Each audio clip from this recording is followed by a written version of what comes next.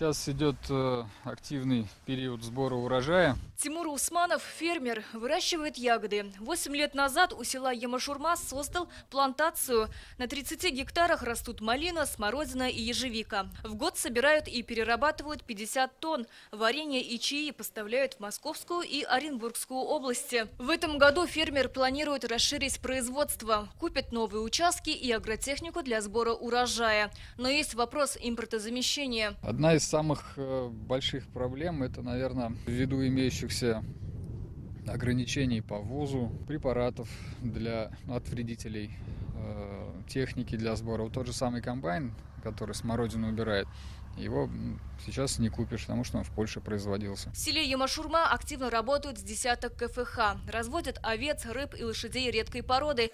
Габдилахмат Коддусов более 10 лет занимается агротуризмом. Ежегодно его страусиную ферму посещают 40 тысяч туристов. Но сервис обслуживания на селе хромает. Не хватает рабочих рук. Нехватка сотрудников есть. У меня было 16 коров, мы сметан, творог для туристов приготовили. Доярок нету из-за отсутствия желающих быть дояркой. Я вот этих коров не держу, мясное направление, бычки только держу. На заседании фермеры рассказали, сложно взять кредит в короткие сроки. Не дают в аренду земли. За продажу 5 и 20 литров молока система «Меркурий» запрашивает одинаковую плату. Найти общее решение – главная задача выездного заседания Ассоциации фермеров.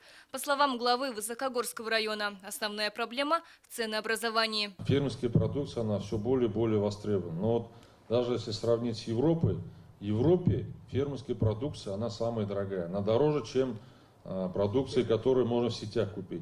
У нас, к сожалению, наоборот. Для поддержки фермерских хозяйств из бюджета Татарстана в прошлом году выделили почти 700 миллионов рублей. Гранты на развитие получили 10 кооперативов, субсидии и выплаты более 7 тысяч ЛПХ. Сейчас в республике более 4 тысяч КФХ. 2 года назад их было на 1400 больше. Многие поменяли статус на личное подсобное хозяйство, чтобы выжить. Цены все снижались.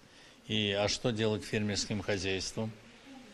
Или их, чтобы банкротили, или они заблаговременно просто перешли из одной организационно-правовой формы в другую. Все предложения фермеров, озвученные на заседании, рассмотрят в Минэкономике, в том числе правила применения биопрепаратов и условия хранения ягодных культур. Сирина Васильева, Алмаз Зиадинов, ТНВ, Высокогорский район.